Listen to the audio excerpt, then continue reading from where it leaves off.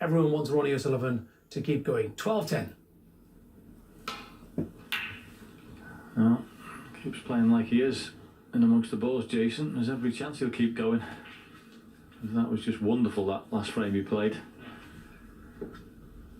And Ding's young weight, and he got it all to do.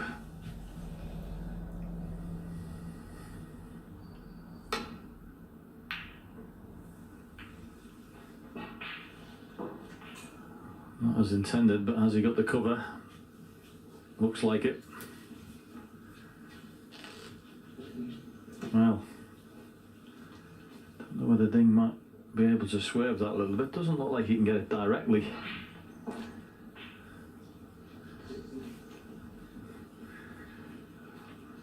But he really is walking the tightrope now, Ding. He knows full well one mistake, and it could be the end of his World Championship for this year. So it could be cushion first, looking at it. Yeah, cushion first. Oh, and if that comes out past the red, that's trouble. Uh-oh.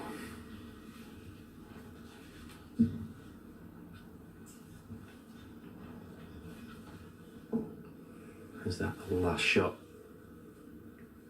that Ding Junhui is going to play in this year's World Championship? One.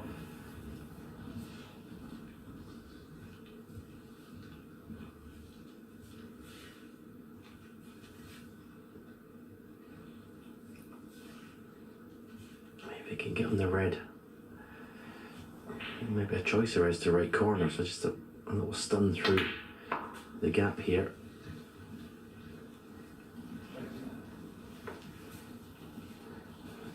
Six. Lovely angle in the red. Is he to just flick the red away that's left of the black? Yeah, he's got to be a little bit careful, which is why he punched out instead and came up for blue. 7. Could have gone wrong that, so didn't take the chance with it. Try again now. Red. Just to the right of the black.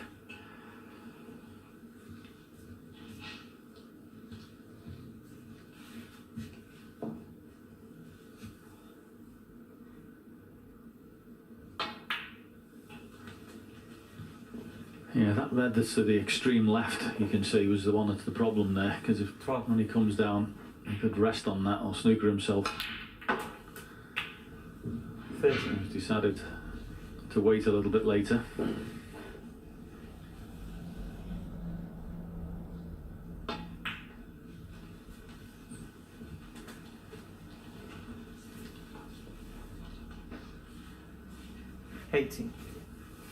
So, screws out from this red, gets on the pink, and drops the pink in. He can get virtually where Stephen mentioned earlier, to get on that red above the black. So there's the first bit. 19. Come through on the pink, and he can, well, a little bit of a grimace there, but looking like he can drop on that plum. Just checking up where it needs to be. As I say, that red on the left hand side has been a little bit of a problem in this break.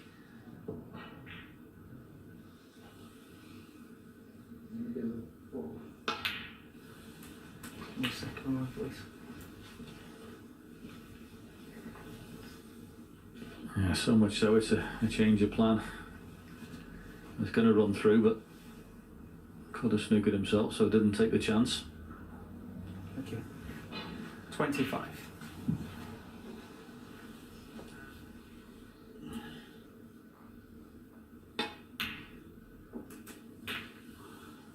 26.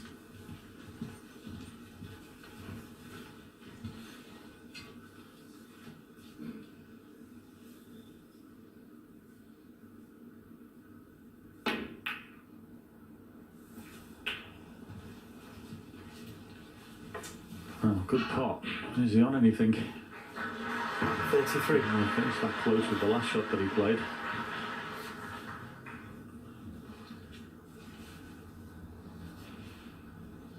Is there a red, the pot, other than the one he's closest to? And these are pretty tricky when you're this close and you're not directly behind. 34. Well, for mere mortals anyway.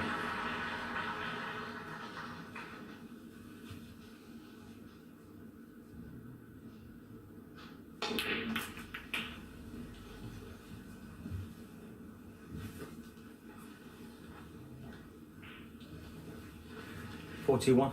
Just stopped in time. The cue ball. Nice little bit of right hand side. So when the cue ball went forward to the side cushion, made sure it went up the way, up the table. 42.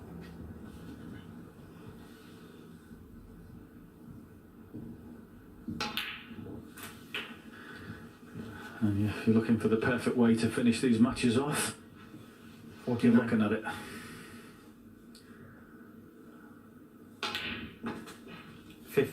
Absolutely wonderful. And most people will be struggling to get over the line. He's looking like he's enjoying every minute of it.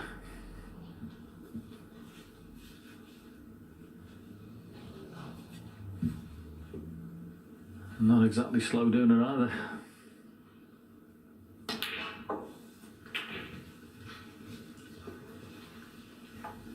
So he should be able to just, 57. if he's come straight on this red, it's ideal because he can just stun it in, leave an angle on the pink, and then it's perfect to screw into the reds. So just depends on the angle. If he can just stick on this, it's ideal. And he can. 58. It should be frame and match after this shot.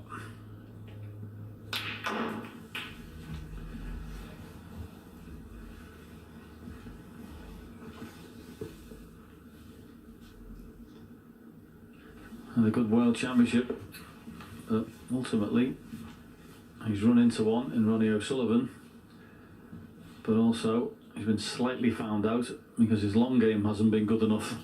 And it sounds very 64. harsh, but this is the standard he's playing at when you're playing against this man. All departments need to be functioning, and Ding's long game today has caused him a bit more trouble than it should have done.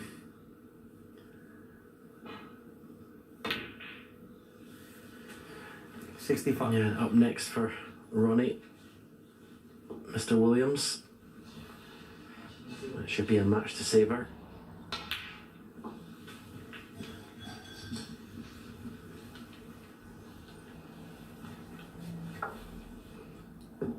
$67.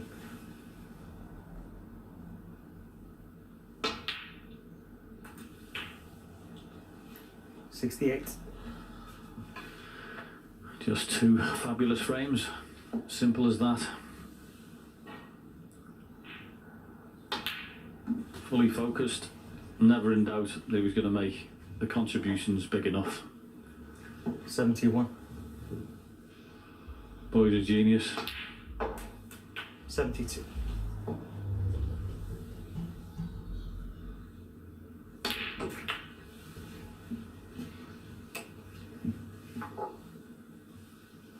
$79.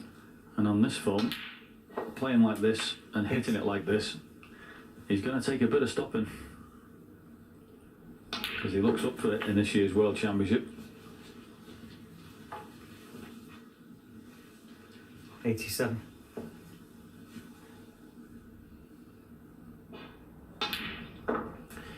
Yeah, as I said before, 88. when I seen his first round match against Tipchai, not even anything to do with snooker, that's the best I thought he looked at this tournament for years.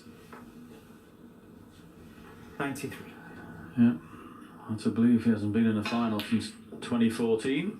Won't be too worried about missing that one. But what a wonderful way to finish a match off. Ding Junhui smiles and acknowledges Ronnie O'Sullivan. An absolutely brilliant performance to get over the line. Two wonderful frames from 11-10. And it's Ronnie O'Sullivan who goes through to the quarter-final, where he'll face the three-times champion, Mark Williams. Ronnie O'Sullivan wins by 13 frames to 10. John and Stephen, thank you both very much indeed. Thumbs up from Ding Junhui, thumbs up from Ronnie O'Sullivan, and the thumbs up from Ding is probably saying, Ronnie, you completely and utterly deserve to beat me tonight. Yeah, he played brilliantly well, and particularly those last couple of frames. Sublime snooker, pinpoint when he had a chance, clinical, one great shot. I mean, he played a lot of great shots in that break, but have a look at this shot. He's off the cushion. He's got to power the black in, with stun and a little bit of right hand side, and perfect on that red. Not well, he was still close to the red, but went on to make that frame. But he played a lot of great shots in that break. Looks fantastic. Looks focused. As I said, makes it look ridiculously easy at time when it's such a tough game. And I feel sorry for Ding because he has to wait another year now. For a guy with an abundance of talent that he has, his long game cost him in this match. If his long game had been up around the 60s, 70s, he could have won this match. But that's what's cost him, and he has to wait another year. Lost to Judd Trump at this stage last year too. But I suppose in a way, sometimes when we talk about Ronnie O'Sullivan and the way we discuss in studio his style and where he is in the echelons of not just snooker but in sport, it feels like we could replay any studio conversation from around 2000 onwards. Yeah, absolutely. He's an enigma, and he's brilliant for the game. He's that talisman, and he has been for the best part of 25 years. So and he's still going strong. He's still one of the top players in the world. Is still producing great snooker, and as long as he keeps doing that, he's great for the game. He's got an interesting match against Mark Williams. Yeah. The 3-time champion. I mean, what a match to look forward to there as well. And I'm sure Mark Williams will love the challenge of playing Ronnie O'Sullivan at the Crucible. And as you know, Ken, I do love an England v Wales battle. Okay, we're going to hear from Rob Walker and Ronnie O'Sullivan very, very shortly. I'm just being told that he is on his way to the interview. I think he's there. Is he there? Let's go to Rob Walker. Thanks, Jason. Congratulations, Ronnie. We always look forward to those matches between you and Ding. High quality, nice and close. Relief to get over the line? No, not really. No, I was just glad I sort of found a way to try and compete, with my mind out there, because I think for a while now I've just sort of been going out there, just slapping balls about, having a bit of fun. Probably just not caring really if I won or lost. I suppose deep down I do care, but sometimes you get to the point you think like, it's just like, just got to treat it like a bit of fun, and that wasn't enjoyable. So at least, I spoke to Steve Peters and I said, look, and I've worked on a few things, so at least when I go out there, my mind was clear and I actually was like focused on the job, That's in a Buddhist way, it's just being present, I suppose, Most of the time I'm out there thinking about, other things and stuff and that, and it's not good, you've got to try and focus on the job in hand sometimes, So did you still feel more relaxed without the crowd, as you indicated after the match against Tipchaya? Well, it's just so much easier just getting in and out of the venue. I mean, I can actually walk to the venue nice and relaxed, walk out. It's just like it's so different. And for me, that's why I don't like these tournaments, because it's such a headache, just trying to just get in and out of the venue, that I'm like running away from it. I'm like, if you're here for however long you're here, I'm virtually spending most of my time running away from people. It's like I'm trying to escape it all, and really all you want to do is just come and play snooker and have a certain amount of, you're protected a little bit, so you can just focus on snooker. But it's just not like that here, so it's really tough. But obviously this year, with the COVID situation, it's allowed people just to get on with their job, I suppose, and just focus on that and not have to play hide and seek. Well, it's like there's a purity out there, isn't there? It's you, it's the opponent, it's the TV cameras. It's better with the fans, of course it is. It's like I'm playing in a morgue out there, like there's no. I've got one friend sitting up in the balcony, watch it. It's better with the fans, but obviously it'd be great if you could have the fans at a tournament like this and also be able to get in and out of the venue, and it feels like a bit of a village feel at the moment, which is great. All the players are much more relaxed, and I suppose if you're one of the players that's not really that well known, it doesn't really make much difference, but for the top players it can be a nightmare, it really can, this tournament, and it puts you off actually wanting to come here. I'd rather go and play in Crawley. That's how bad it is. Well, it's good to see you smiling. Now, listen, there may not be anybody here in the auditorium, but everyone is enjoying the matches from back home, and we've been talking a lot about this bottom half of the draw being absolutely brutal. Right. You've come through that match against Ding, winner of 14 ranking titles, and one of your fellow classmates of 92, you and Mark Williams, you first played each other back in 1994, and here you are in a World Championship quarter-final. It's going to be a great match, two former world champions, toe-to-toe once more. Yeah, hopefully if I can play it right, and give them a bit of a game, but the way I've been playing, I've got tighten up a bit and play a little bit better. But to be honest with you, I don't really care anymore. You know, I care when I get out there and play, but otherwise, you know, I'm pretty good at switching off and just treat, you know, just it's a bit of fun really. You know, there's so much more important things going on in my life and everybody else's life that, you know, you should be able to just try and come and have some fun. That's the key, I think, really. But would you have believed all those years ago that you and Mark Williams would still be performing at this high level more than a quarter of a century, you know, after you first appeared on the scene? Probably if you asked me then, no. But then when you look at the standard of play, then I'd say yeah, you know, because like I said, you know, even people like me and John and Mark, you know, if you look at the younger players coming through, then they're not that good really. Do you know what I mean? And most of them are like, you know, wouldn't even make. They'd probably do well as half decent amateurs. Do you know what I'm saying? Well, not even amateurs. I mean, they're so bad that, you know, a lot of them that you see now, you just think, "Oh, I've probably got to lose an arm and a leg to sort of fall outside the top 50." Do you know what I mean? So that's really sort of why we're kind of hovering still around, because of just how poor it is down that end. You know. It's not that bad. Well, anyway, thanks, Ronnie. We're looking forward to that epic quarter-final. Two old guys going toe-to-toe. Well done tonight. Gracias.